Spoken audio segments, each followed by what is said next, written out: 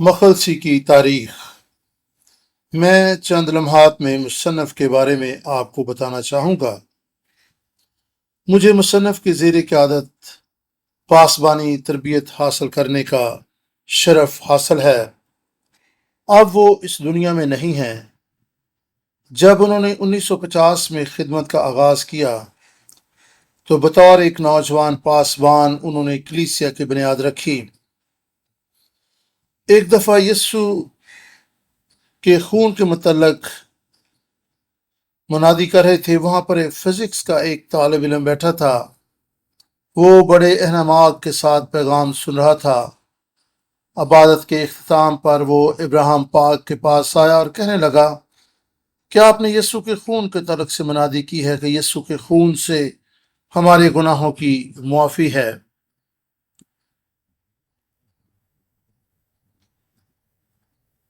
یسوع کے خون سے ہمارے گناہ معاف ہو جاتے ہیں۔ ابراہیم پاک نے کہا، جی ہاں، بالکل ایسی ہی ہے۔ پھر وہ طالب علم کہنے لگا کہ وہ مجھے وہ خون دکھاؤ، میں پھر ایمان لے آؤں گا۔ وہ طالب علم کہنے لگا کہ کوریا میں یسوع نہیں رہتا اور ہم عمر بھی نہیں، ہمیں اس کا کچھ عطا پتہ نہیں ہے، نہ اس کی قبر یہاں پر موجود ہے۔ پھر آپ کس بنیاد پر یہ کہتے ہیں کہ اس کا خون ہمارے گناہ معاف کرتا ہے؟ کیا وہ پیچیدہ معاملہ نہیں ہے؟ بس ابراہیم پاک نے بائبل مقدس میں سے وضاحت کی، لیکن وہ نوجوان ایمان نہ لانے پر اڑا ہوا تھا۔ پھر ابراہیم پاک نے دعا کی، اے خدا، اگر میں اس روح کو نہیں بچا سکتا تو پھر میں اپنے آپ کو کیوں کر ایک خادم کہوں؟ میں دعویٰ نہیں کر سکتا کہ میں انجیل کی درست منادی کر رہا ہوں۔ بس انہوں نے کوریا کے دوسرے بڑے پہاڑ، اونچے پہاڑ پر جانے کا فیصلہ کیا۔ انہوں نے اپنا بوریا بستر باندھا، پہاڑ پر جا کر انہوں نے ایک غار تلاش کر لی۔ وہاں پر بجلی بھی نہیں تھی۔ آدھا سال تو وہاں پر برف پڑتی رہتی تھی کیونکہ یہ پہاڑ بہت ہی اونچا تھا۔ وہاں انہوں نے 3 سال 6 ماہ اور 1 ہفتہ قیام کیا۔ انہوں نے بیان کیا کہ دن کے وقت جب سورج نکلتا تو وہ بھی اب بائبل مقدس پڑھتے، سورج غروب ہونے لگتا تو پھر وہ دعا کرنا شروع کر دیتے۔ پہاڑ سے نیچے آ کر انہوں نے خدمت کا آغاز کیا اور ایک کلیسیا شروع کی۔ کلیسیا بڑھنا شروع ہوئی کیونکہ بائبل مقدس میں سے بنیادی تعلیم دی جاتی تھی۔ ان کے آسمان پر جانے سے قبل انہوں نے ان سچائیوں کو کتابوں کی صورت میں لکھنا شروع کیا جو خدا نے اس پہاڑ پر اپنے بندہ پر منکشف کی تھیں۔ اس سلسلہ میں انہوں نے 12 کتب لکھی۔ 12 کتب شائع ہو گئی ہیں۔ انگریزی زبان میں 5 کتب لکھی گئی ہیں، جبکہ اس سال 6ٹھی کتاب بھی منظر عام پر آنے والی ہے۔ خداوند کی تعریف ہو۔ اسی لیے تو ابراہیم پاک کی ساری زندگی، ساری کی ساری خدمت بائبل مقدس کو پڑھنے کے تعلق سے ہے۔ آپ کو خدا کی طرف سے کسی قسم کا مکاشفہ لینے کی ضرورت نہیں۔ سب کچھ بائبل مقدس میں بیان ہے۔ سے کھولیں، پڑھیں اور خدا کے مکاشفات آپ پر کھلنا شروع ہو جائیں گے۔ مصنف کا کہنا ہے کہ خدا نے اسے مخلصی کی تاریخ کا مکاشفہ دیا، اور یہ اس وقت ہوا جب میں نے بائبل مقدس کو پڑھا۔ مجھ پر کوئی وحی نازل نہیں ہوئی اور نہ ہی کسی فرشتہ نے مجھے یہ کلام لکھوایا یا سمجھایا۔ مخلصی کی تاریخ بائبل مقدس میں ہے کیونکہ بائبل مقدس کے ہر ایک باب میں یسوع موجود ہے۔ مخلصی کی تاریخ باغ عدن سے شروع ہوئی۔ خدا نے انسان کے ساتھ ایک عہد باندھا۔ عہد کے مطابق ایک جگہ اور وقت بھی مقرر ہوا، کیونکہ عہد کے تحت کا مطلب ہے کہ اس عہد کا ایک مقصد تھا۔ خدا نے ایک مقصد کے تحت انسان کو خلق کیا تھا۔ باغ عدن میں رکھنے کی بھی کوئی ایک وجہ تھی۔ 6 دن میں تخلیق کائنات اور پھر 7واں دن سبت کا دن۔ اس کا معنی ہے کہ وقت کا ایک عالم ہے۔ پس جس شخص کو باغ عدن میں رکھا گیا وہ آدم تھا، اور اس جگہ کا نام باغ عدن تھا، اور 7ویں دن کو سبت کہا گیا۔ ابدی سبت میری دعا ہے کہ آپ خدا کی 3 برکات کو اپنی زندگی میں حاصل کریں: خدا کے ساتھ ایک تعلق اور رشتے کی برکت، ابدی آرام کی برکت، اور ابدی سبت کی برکت۔ ہمارے وقت، ہمارے گھر اور کلیسیا پر خدا کی برکت ٹھہرے۔ عہد عتیق کی زبان میں آدم خدا کی پرستش اور عبادت کرنے والا تھا۔ سبت خدا کی عبادت کو اظہار کرتا ہے۔ یہ آسمان کی تصویر کشی ہے کہ جب ہم وہاں ہوں گے تو کیا ماحول ہوگا۔ وہاں پر صرف اور صرف عبادت ہی ہوگی۔ آسمان خدا کا مقدس ہوگا کیونکہ ہم وہاں پر ہمیشہ خدا کی عبادت اور پرستش کریں گے۔ آج یقیناً اس دنیا میں بھی خدا کی پرستش اور عبادت کرتے ہیں، لیکن وہاں کا منظر و ماحول مختلف اور منفرد ہوگا۔ پیدائش 2:15 میں وضاحت کی گئی ہے کہ خدا نے آدم کو باغ عدن میں کیوں رکھا۔ آئیں اس حوالہ کو پڑھیں۔ پیدائش 2:15 میں خدا کے کلام میں اس طرح مرقوم ہے: اور خدا نے آدم کو لے کر باغ عدن میں رکھا کہ اس کی باغبانی اور نگہبانی کرے، اور خدا نے آدم کو حکم دیا کہ تو باغ کے ہر درخت کا پھل بے روک ٹوک کھا سکتا ہے۔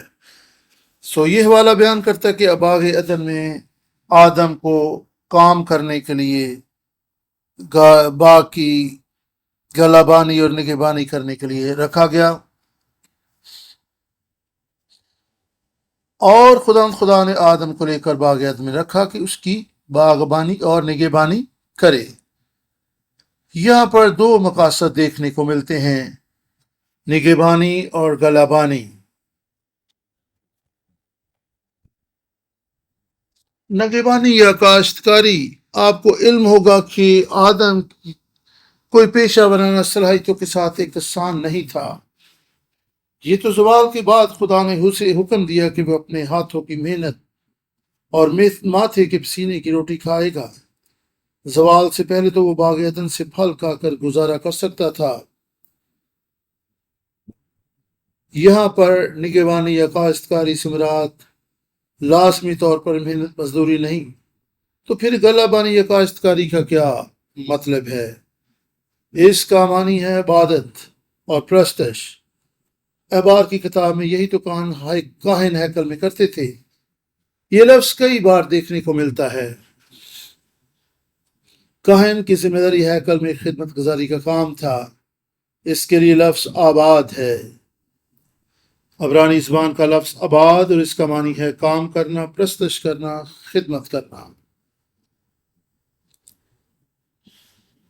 یعنی ہیکل میں خدمت گزاری کا کام، یعنی خدا کو جلال دینے کے مقصد کے تحت خدمت گزاری کرنا، کفارہ بخش کام کے مقصد کے تحت خدمت گزاری۔ جب ہم گرجا گھر میں خدا کی عبادت کرتے ہیں، یہ آدم باغ عدن میں کچھ کرتا تھا، تو اس کا مقصد خدا کے ساتھ رفاقت تھا، اور پھر جو کچھ آدم نہ کر سکا، خداوند یسوع مسیح نے صلیب پر کام سر انجام دے کر اسے پورا کر دیا۔ ہیکل میں دوسرا کام جو ایک کاہن کو کرنا ہوتا تھا وہ یہ کہ اسے خدا کے ساتھ ایک تعلق بنائے رکھنا ہوتا تھا، ایک رشتے میں جڑے رہنا ہوتا تھا، اسے ہیکل میں پاکیزگی کی فضا کو قائم رکھنا ہوتا تھا۔ لیکن انسان کی نافرمانی کے سبب سے اس نے خدا کے کلام کو رد کر دیا۔ خدا نے اسے کلام دیا تھا، نیک و بد کی پہچان کے درخت میں سے نہ کھانا۔ بعد ازاں شیطان نے بھی اس کے ساتھ کلام کیا، اس نے کہا کوئی مسئلہ نہیں، تم کھا سکتے ہو، آپ نہیں مرو گے۔ یہ ابلیس کا کام تھا۔ انہوں نے کس کے کلام کا چناؤ کیا؟ پیدائش 2:7 تو یہاں پر لکھا کہ خدا نے انسان کو زمین کی مٹی سے پیدا کیا اور اس کے نتنوں میں زندگی کا دم پھونکا۔ پھر انسان جیتی جان ہوا، اور یہاں سے پتہ چلتا ہے کہ آدم کون تھا، اور یہ کہ خدا نے اسے خلق کیا گیا، زمین کی مٹی سے بنایا گیا۔ لیکن شیطان نے اس سے نافرمانی کروائی۔ کب؟ جب اس نے شیطان کے کلام پر توجہ دی۔ مٹی بیکار، بے قدر و قیمت ہوتی ہے۔ خدا نے اس میں زندگی کا دم پھونکا۔ یہ کس کا دم تھا؟ خدا کا دم یعنی سانس۔ اسے ہی زندگی کا دم کہا گیا ہے۔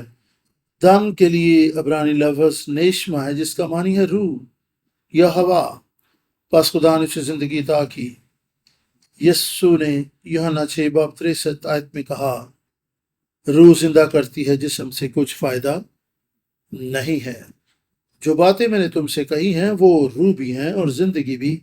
ہم کہہ سکتے ہیں کہ آدم نے خدا سے کلام حاصل کیا، جس نے اسے زندہ رکھا۔ عہد جدید میں اعمال 10:44 آپ کو یاد ہوگا کہ پطرس سے کہا گیا تھا کہ وہ کرنیلیس کے گھر جائے، اور اس حوالہ کو ہم پڑھ سکتے ہیں۔ اعمال 10:44 جب پطرس کلام سنا رہا تھا اور روح القدس ان سب پر نازل ہوا جو سن رہے تھے۔ خداوند یسوع مسیح نے بھی آ کر کلام پیش کیا۔ جتنوں نے اسے قبول کیا انہوں نے زندگی پائی۔ مسیح کا کلام روح بھی ہے اور زندگی بھی۔ آدم جب باغ عدن میں تھا اور جب اس نے نیک و بد کی پہچان کے درخت میں سے کھا لیا، جب اس نے کلام کو رد کر دیا، اس نے نافرمانی کی، تو اس نے زندگی کے اس دم کو رد کر دیا جو اس میں تھا۔ پھر شیطان کا کلام اس کی زندگی پر حکمرانی کرنے لگا۔ اس کا جسم اب شیطان کی مرضی کے مطابق حرکت کرنے لگا۔ پھر خدا نے کہا، چونکہ تو نے یہ کیا، تو نے عورت کی بات مانی اور اس پھل میں سے کھایا جس کے تعلق سے میں نے تجھے منع کیا تھا کہ نہ کھانا، یعنی تو نے میرے کلام کو رد کر دیا، اس لیے تو واپس لوٹے گا۔ پیدائش 2:7 تو خاک ہے اور پھر خاک میں لوٹ جائے گا، کیونکہ خدا نے انسان کو مٹی سے پیدا کر کے اس میں زندگی کا دم پھونکا تھا۔ انسان کی زندگی سے دم نکل جائے تو پھر وہ خاک اور راکھ ہو جاتا ہے۔ شاید تو اپنے پسینے کی روٹی کھائے گا۔ یہاں پر خدا آدم سے کلام کر رہا ہے، جب تک کہ تو خاک میں واپس لوٹ نہ جائے۔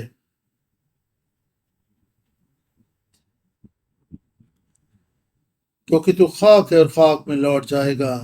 جسمانی لحاظ سے یہ بات درست ہے۔ جب انسان مر جاتا ہے تو پھر اس کے بدن پر زوال شروع ہو جاتا ہے اور واقعی وہ خاک میں خاک ہو جاتا ہے۔ خدا صرف جسمانی لحاظ سے ہی بات نہیں کر رہا تھا، روحانی طور پر بھی انسان خاک ہو جاتا ہے، یعنی جب وہ کلام کو رد کرتا ہے۔ ایسی صورت میں کلام انسان کو زندہ کرتا ہے۔ آدم میں سے زندگی جاتی رہی اور پھر خدا نے سانپ سے کلام کیا، چونکہ تو نے یہ کیا اس لیے تو ملعون ہوا، تو عمر بھر خاک چاٹے گا اور پیٹ کے بل چلے گا۔ کیا سانپ مٹی کھاتے ہیں؟ ایسا نہیں۔ یہ روحانی طور پر کہا گیا، جس نے زندگی کا دم کھویا وہ خاک ہو گیا، جو کہ سانپ کی خوراک بھی ٹھہری۔ سانپ مٹی چاٹتے ہیں۔ اگر ہم نہیں چاہتے کہ سانپ ہمیں کھائے، یہ یاد رکھیں۔ مکاشفہ لال اسدا اسے پرانا سانپ کہا گیا ہے جو پیدا ہونے والے بچے کو کھانے کی کوشش کر رہا ہے۔ شیطان کوشش کرے کہ وہ خدا کے لوگوں کو نگل جائے، لیکن اگر ہم خاک ہی رہیں گے تو سانپ ہمیں نگل جائے گا۔ ہمیں آگے بڑھنے کی ضرورت ہے۔ زندگی کا دم کہاں سے آتا ہے؟ خداوند یسوع نے کہا کہ اس کی باتیں یعنی کلام روح بھی ہے اور زندگی بھی ہے، اس لیے ہمیں کلام کو قبول کرنے کی ضرورت ہے۔ خداوند یسوع مسیح نے یوحنا 16 میں کہا،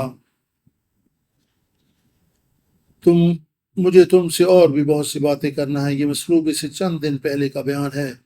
مجھے تم سے اور بھی باتیں کرنا ہے، لیکن ابھی تم ان کی برداشت نہیں کر سکتے۔ لیکن جب اس نے کہا، جب سچائی کا روح آئے گا، یاد رہے زندگی کا روح سچائی کا روح آئے گا تو وہ سب باتیں تم پر ظاہر کر دے گا۔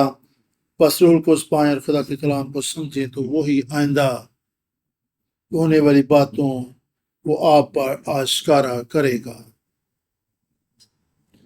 ہم بات کر رہے تھے کہ انسان کی زندگی میں سے جب دم نکل جاتا ہے تو وہ خاک ہو جاتا ہے۔ جب انسان کو مٹی سے بنایا گیا تو انسان کے نتنوں میں زندگی کا دم پھونکا گیا تو وہ جیتی جان ہوا، لیکن جب دم اس میں سے نکل گیا تو وہ خاک ہو گیا۔ خدا کے دم کے بغیر ہم مٹی ہیں، خاک ہیں۔ ہمیں زندہ ہونے کے لیے اس کے دم کی ضرورت ہے، اور اس کا دم اس کا کلام ہے، کیونکہ یسوع نے کہا کہ اس کی باتیں روح بھی ہیں اور اس کی باتیں زندگی بھی ہیں۔ خدا کا کلام ازلی اور ابدی ہے۔ خدا نے پہلے ہی آدم کو بتا دیا تھا کہ تو خاک ہے اور خاک میں لوٹ جائے گا، اور آپ دیکھیں انسان کا وقت جب اس دنیا میں پورا ہوتا ہے تو وہ خاک میں خاک ہو جاتا ہے اور واپس لوٹ جاتا ہے۔ خدا کا کلام ہمیں زندہ کر سکتا ہے۔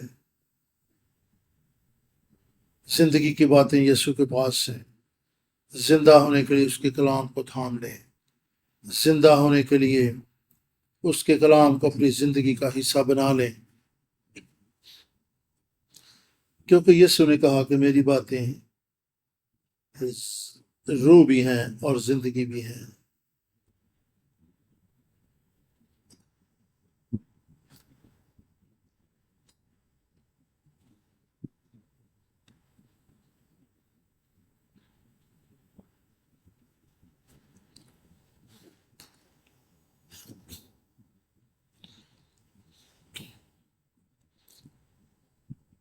آپ روح کو حاصل کریں تو آپ خدا کے کلام کو سمجھنا شروع ہو جائیں گے۔ میں آپ کو یہ بتانے کی کوشش کر رہا ہوں کہ یسوع نے بھی بیان کیا کہ جب ہم اس کے کلام کو قبول کرتے ہیں تو ہمیں پاک روح ملتا ہے۔ جب یسوع صلیب پر مصلوب ہوا، مر گیا، دفن ہوا اور مردوں میں سے جی اٹھا، اور پھر وہ اپنے شاگردوں کے پاس آیا۔ یوحنا 20:22 آئے تو اس نے کہا اس نے یہ کہہ کر انہیں اپنے ہاتھ اور پسلی دکھائی۔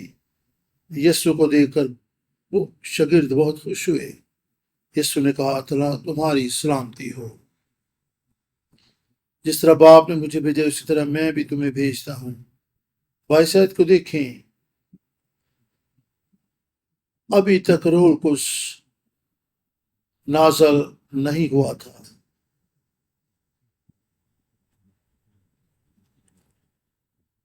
اس نے کہا انہیں اس نے یہ کہہ کر ان پر پھونکا، روح القدس لو، آپ اس زمین پر کیا لینے آئے ہیں؟ سانس لینے کے لیے، اس لیے کہ ہم محض خاک اور راکھ ہیں۔ ہمیں زندگی اور سانسوں کی ضرورت ہے، اور یہ زندگی اور سانس خدا کے کلام میں پایا جاتا ہے۔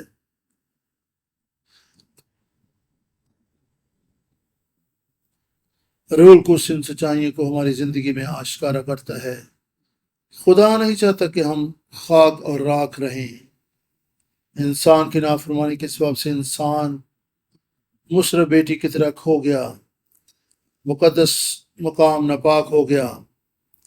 ابدی وقت جو خدا کی طرف سے بطور ایک برکت ملا تھا، عارضی بن کر رہ گیا۔ اس کے نتیجہ میں عبادت اور پرستش بھی ختم ہو گئی۔ انسان کے زوال کے سبب سے ہماری زندگی خدا کی عبادت اور پرستش کے عینادار نہیں رہی۔ خدا تو بیان کرتا کہ خدا محبت ہے۔ وہ ہمیں غلطیاں کرنے دیتا ہے، کیونکہ ہم روبوٹ نہیں ہیں۔ کیا آپ کو علم ہے کہ اگر ماں باپ ہی بچوں کی سوچ، حرکات و سکنات اور فیصلوں پر کنٹرول جمانا شروع کر دیں تو کیا ہوگا؟ ہم یہ سیکھ چکے ہیں کہ بطور والدین اور تعلیم یافتہ لوگ ہوتے ہوئے اپنے بچوں کو تحفظ کا نام دے کر ان کی سوچ و فکر پر قبضہ نہیں کر سکتے۔ آپ یہ نہیں کہہ سکتے بیٹا مجھے آپ سے محبت ہے، مگر مجھے تمہاری فکر ہے، اس لیے میری بات غور سے سنو کہ تمہارے لیے کیا اچھا ہے کیا برا ہے۔ آپ ہر چیز کے لیے بچوں کو حکم نہیں دے سکتے، اور نہ ہی انہیں اپنی سوچ کے مطابق چلا سکتے ہیں۔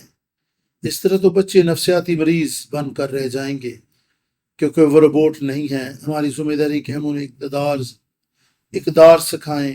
خدا بھی ایسا کرتا ہے۔ بہت سے لوگ کہتے ہیں کہ جب آدم اور ہوا پھل کھانے لگے تو خدا نے کیوں ان کے ہاتھ کو نہ روکا کہ وہ نیک و بد کے پھل میں سے نہ کھائیں؟ خدا کو ایک بار پھر کسی نہ کسی طرح سے آگاہ کرنا چاہیے تھا، لیکن خدا محبت ہے، خدا نے ہمیں خلق کیا ہے، وہ ہم سے محبت کرتا ہے اور ہمیں اس نے آزاد مرضی دی ہے۔ آدم اور حوا بھی اس کے بچے تھے۔ جب انہوں نے نافرمانی کر لی تو پیدائش 3:15 کے مطابق خدا نے کہا کہ میں تیری نسل اور عورت کی نسل کے درمیان عداوت ڈالوں گا، تو اس کی ایڑی پر کاٹے گا اور وہ تیرے سر کو کچلے گا۔ پیدائش 3:15 آپ اس وقت سکرین پر دیکھ سکتے ہیں۔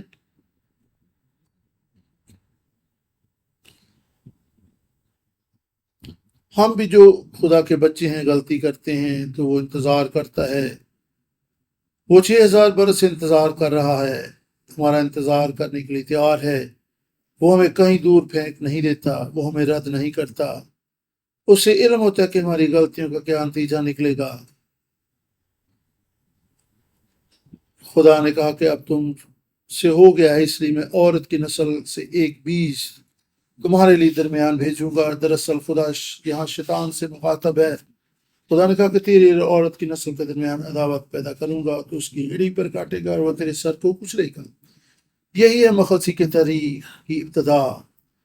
خدا نے کسی طرح اس کی تکمیل کی۔ خدا اپنے لیے پرستار ڈھونڈتا ہے۔ جب اسے کوئی حقیقی پرستار مل جاتا ہے، تو یعنی روح اور سچائی سے پرستش کرنے والا پرستار مل جاتا ہے، وہ اس کے ساتھ عہد باندھتا ہے۔ خدا اسے موقع فراہم کرتا ہے کہ وہ ہیکل بنائے جہاں پر خدا اس کے ساتھ میل ملاقات کر سکے، تاکہ باغ عدن میں ٹوٹا اور رشتہ پھر سے بحال ہو سکے۔ خدا کو پرستار مل گیا، اسے نوح مل گیا جو اپنے زمانہ میں بے عیب تھا۔ یعنی جب ہر طرف بدکاری اور ناراضگی پائی جاتی تھی، نوح خدا کی مرضی کا طالب ہوا۔ 10 پشتوں یعنی ابراہیم، اسحاق اور یعقوب بھی اسے مل گئے، انہیں اسرائیل قوم منظرے، انہی کے وسیلہ سے اسرائیل قوم منظر عام پر آئی۔ پھر بات ہے داؤد بادشاہ بھی حقیقی پرستار تھا۔ خدا نے اس کے ساتھ بھی عہد باندھا، آدم کے ساتھ، نوح کے ساتھ عہد، ابراہیم کے ساتھ، موسیٰ کے ساتھ اور داؤد کے ساتھ خدا عہد باندھتا رہا۔ عہد خدا کی طرف سے یقین دہانی ہوتی ہے، میں مسیح کو بھیجوں گا، میں تمہیں بحال کر دوں گا، میں تمہیں مخلصی بخشوں گا۔ ایسا واقع ہونے کے لیے خدا نے کہا یہ تعمیر کرو۔ خدا ہم میں سے ہر ایک کو چرچ بنانے کے لیے کہہ رہا ہے، صرف جسمانی طور پر نہیں بلکہ روحانی طور پر بھی ہم کلیسیا کی تعمیر کریں، ایسی روحانی عمارت جو ایمان سے زندگی بسر کرنے والی ہو، اپنے آپ کو روحانی ہیکل بنائیں۔ خدا نے آدم اور حوا کے لیے باغ عدن بنایا، پھر خدا نے نوح سے کلام کیا کہ وہ کشتی بنائیں۔ یہ کشتی ہیکل کی مانند تھی، کیونکہ آپ کو خدا کا کلام اور اس کا کام دیکھنے کو ملتا ہے۔ جو بھی اس کشتی میں آ گیا خدا نے اسے بچا لیا۔ کشتی کلیسیا کی تصویر کشی کرتی ہے۔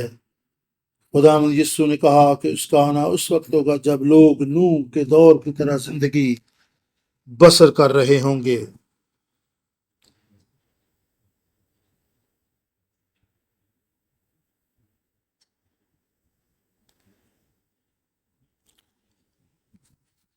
اس لیے جو نجات پانا چاہتے ہیں انہیں کشتی میں آنا ہوگا، انہیں کشتی تیار کرنا ہوگی تاکہ اس میں جا کر محفوظ ہو جائیں۔ کشتی مرکز بن چکی ہے، جو بھی اس کشتی میں آتے ہیں بچ جاتے ہیں۔ نجات یعنی مخلصی کے منصوبے کے تحت ایسا ہی ہوتا ہے۔ جو کشتی میں داخل نہیں ہوتے ان کی عدالت ہوتی ہے۔ خدا نے کشتی کے وسیلہ سے عدالت کی۔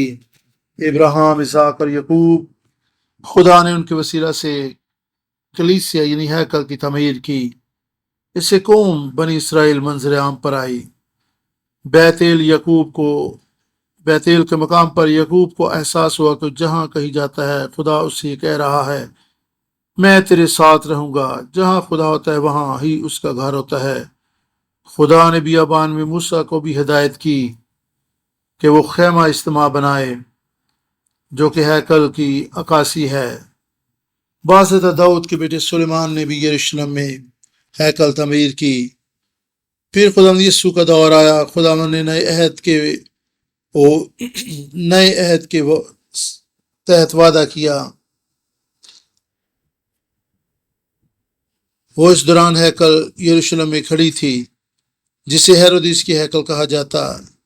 یہ زربابل کی ہیکل تھی جس کی اثر نو تزئین و آرائش کی گئی تھی، اور ہیرودیس بادشاہ نے اسے مزید خوبصورت اور بہتر بنوایا۔ ہیرودیس بادشاہ تعمیر کے سلسلے میں بڑا ذہین تھا۔ اس نے اس دور میں ہیکل کو مزید خوبصورت بنوایا تاکہ اسرائیل میں نمایاں شخصیت کے طور پر ابھر کر سامنے آ سکے۔ یہ ہیکل سورج کی روشنی میں دور سے قیمتی موتی کی طرح چمکتی تھی۔ جب یسوع نے خدمت شروع کی تو پھر کیا کیا؟ وہ ہیکل میں اور کہا اس ہیکل کو گرا دو، کیونکہ یہ درست مقصد کے لیے استعمال نہیں ہوتی تھی۔ ہیکل ایک ایسی جگہ ہوتی جہاں پر خدا کی حضوری کو خوش آمدید کہا جاتا ہے۔ یسوع آیا تو کسی کو علم نہیں تھا، اس ہیکل میں تو انہیں خداوند کے آنے کا جشن منانا چاہیے تھا، اسے خوش آمدید کہنا چاہیے تھا۔ وہ آیا تو وہاں پر کرنسی تبدیل کرنے کا کاروبار چل رہا تھا، لوگ اپنے اپنے دھندے میں مگن تھے۔ یسوع نے کہا اس ہیکل کو گرا دو، یہ اپنا مقصد پورا نہیں کر رہی، میں اسے 3 دن میں کھڑا کر دوں گا۔ بعض ازاں شاگردوں کو احساس ہوا کہ اس نے اپنے بدن کے بارے میں کہا تھا۔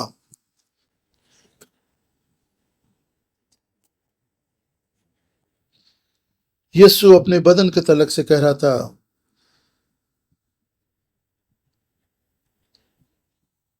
کہ وہ 3 دن کے بعد پھر زندہ ہو جائے گا۔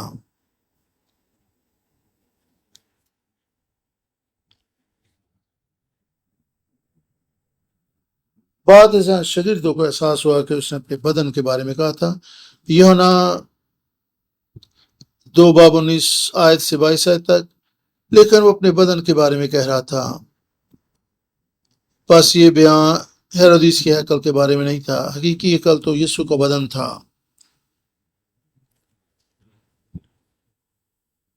مکاشفہ میں اس نے اپنے پیروکاروں سے وعدہ کیا، یعنی ان سے جو اس کے کلام پر عمل پیرا ہوتے ہیں، کہ وہ انہیں نیا آسمان اور نئی زمین عطا کرے گا، نیا یروشلم۔ 21 آیت میں لکھا ہے میں نے شہر مقدس نئے یروشلم کو آسمان سے اترتے ہوئے دیکھا، وہ دلہن کی طرح سجایا گیا تھا۔ مقدسین کے لیے نیا یروشلم منتظر ہے، یہ عہد کی تکمیل ہوگی، یعنی مخلصی کی تاریخ کا خلاصہ۔ محراب مخلصی کی تاریخ کا حصہ ہیں۔ میری دعا ہے کہ جس طرح یہ نام عہد میں شامل ہوئے، نسب نامہ میں شامل ہوئے، آپ کا نام بھی خدا کی کتاب حیات میں لکھا جائے۔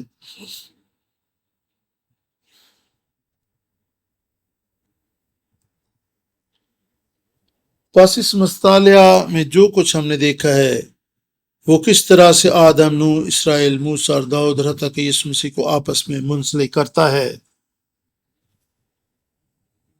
جی ہاں، نسب نامہ ہی ان سب کو منسلک کرتا ہے۔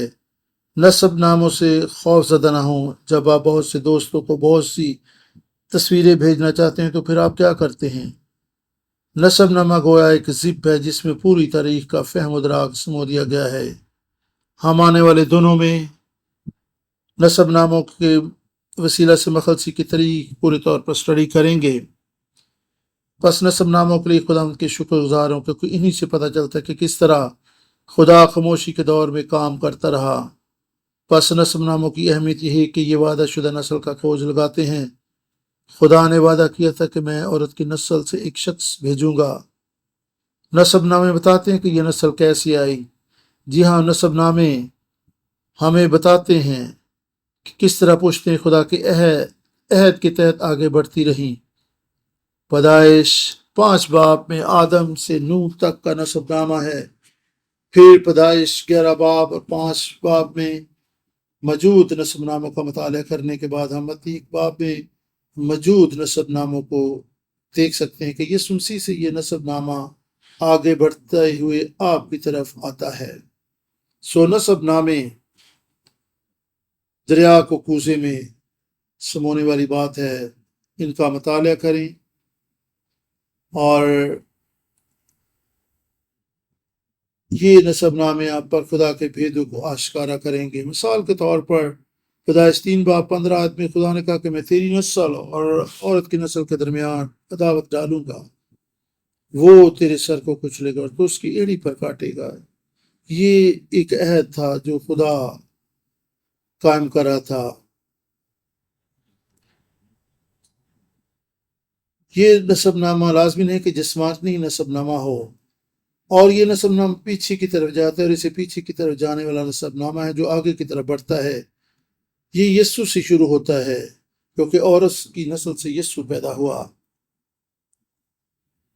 یہ یسوع مسیح شروع سے ہو کر پیچھے آدم تک جاتا ہے، اور یہ آدم تک بھی نہیں رکتا، یہ خدا یسوع مسیح سے شروع کر کے آگے بڑھتا ہے۔ یہ ایمان کا نسب نامہ ہے، یہ ہمیں بھی اپنے میں شامل کرتا ہے۔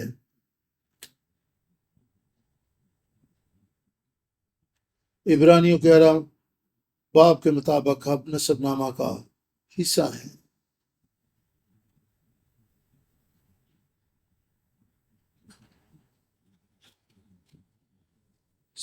آپ دیکھ سکتے ہیں کہ آدم، نوح، ابراہیم اور پھر یسوع، اور پھر اس میں اس عہد میں آپ بھی شامل ہیں۔ اگر آپ مقدس لوکا 3 باب کو دیکھیں تو آپ دیکھ سکتے ہیں کہ یسوع کے تعلق سے لکھا گیا ہے کہ لوگ اس کو کس کا بیٹا سمجھتے تھے۔ تو یسوع مسیح ہی نسب نامے کا مرکزی حصہ ہے۔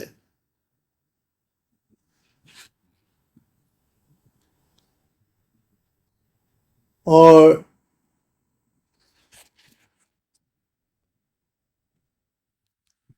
یسوع مسیح عہد کی مرکزی شخصیت ہے۔ ہم شکر گزار ہیں کہ ہم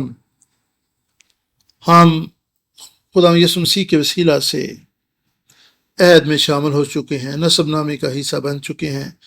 عبرانیوں 11 باب جو کہ ایمان کا باب ہے، ایمان کا باب عبرانیوں 11 باب، اور یہاں پہ ہم دیکھ سکتے ہیں کہ ہابل سے ہم تک یہ سلسلہ آگے بڑھتا ہے۔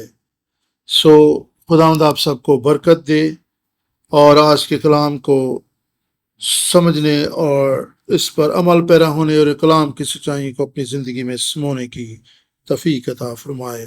آمین۔